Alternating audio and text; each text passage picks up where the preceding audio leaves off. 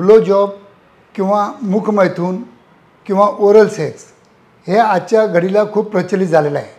कारण की लोकांना जे सेक्शुअल नॉलेज मिळतं आहे ते पोर्नोग्राफी व्हिडिओ बघून मिळतं आहे आणि या पोर्नोग्राफी व्हिडिओमध्ये कोणताही व्हिडिओ तुम्ही बघसाल तर त्याच्यामध्ये ब्लो जॉब्स किंवा ओरल सेक्स दाखवतातच। आणि याच विषयी आज आपण थोडंसं डिस्कशन करूया। मी आहे doctor Umesh. As a clinical sexologist म्हणून गेल्या 40 वर्षापासून मी तुम्हाला शास्त्रोक्त मार्गदर्शन देण्याचा नेहमी प्रयत्न करीत आलेलो आहे। आणि मित्रांनो, आपली जर पत्नी जर ओरल सेक्ससाठी जर ॲग्री नसेल तर तिला कसं पटवायचं आहे, तिला कसं ॲग्री करायचं आहे त्याच्याविषयी पण आज आपण जाणून घेऊया।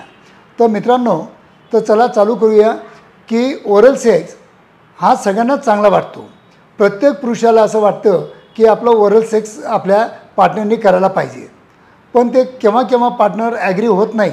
याला जर मेन कारण असेल तर तुम्ही जर प्रॉपर हायजीन मेंटेन करत नसाल, तुम्ही जर समोरची स्किन मागे घेऊन त्याला क्लीन करत नसाल किंवा इंटरकोर्स करण्याच्या अगोदर तुम्ही आंघोळ करत नसाल, तुम्ही इथले केस शेविंग केलेले नसतात, तिला म्हणजे ओरल करताना तिला तोंडामध्ये जाऊ शकतात, तिला घाण वाटेल तर तिला वास आला नाही पाहिजे, ते केस लागले नाही पाहिजे। आणि दुसरी गोष्ट की हे करताना जर तिची इच्छा असेल तरच तुम्ही तिला अलाउ करा, अदरवाईज तिला त्याच्याबद्दल काहीतरी घाणेरडं वाटेल, तिच्या मनामध्ये काहीतरी एक म्हणजे काहीतरी चुकीची कल्पना बसून जाईल आणि जे पुढच्या वेळेस जितकी तुम्हाला साथ द्यायला पाहिजे तितकी देणार नाही। तर मित्रांनो, ओरल सेक्स करताना हायजीनकडे लक्ष द्यायचं आहे एक। दुसरी गोष्ट, ओरल जर तुमची पार्टनर करत असेल तर तिला एक्सप्लेन करायचं आहे की फक्त जिभेनं चोकायचं आहे, आपलं दाताचं काही म्हणजे इंजुरी झाली नाही पाहिजे। कारण दाताची जर इंजुरी झाली की हा सेन्सिटिव्ह पार्ट असतो तर ती भरायला पण वेळ लागतो, तर इंजुरी झाली नाही पाहिजे, फक्त जिभेनं ओरल करायचं आहे। जर तुम्ही तोंडामध्ये जर आतबाहेर जर आपलं पेनिस जर टाकत असाल तर डेफिनेटली दातापासून तुम्हाला संरक्षण मिळालं पाहिजे, म्हणून तुम्हाला तिला एक्सप्लेन करावं लागेल की याला दात लागला नाही पाहिजे। त्याच्यानंतर जर तुम्ही ओरल सेक्स आहे बाहेर जर तुम्ही जाऊन किंवा स्पामध्ये जाऊन किंवा बँकॉकमध्ये जाऊन किंवा बाहेरच्या स्त्रियांकडून जर करून घेत असाल तर तुम्हाला सेक्शुअल ट्रान्समिटेड डिसीज होण्याचा धोका असतो। म्हणून मित्रांनो, तुम्हाला कोणती इंजुरी नाही पाहिजे किंवा जो ओरल सेक्स करत असेल तिच्या दात वगैरे क्लीन पाहिजे, तिथून ब्लिडिंग वगैरे नाही झालं पाहिजे, जिभेला काही फोडं गिडी नाही पाहिजे, नाहीतर काही जिभेला फोडं वगैरे असतात त्यातून ब्लिडिंग होऊन ते sexual transmitted disease, viral disease, viral वाट हे डिसीज फैलू शकतात।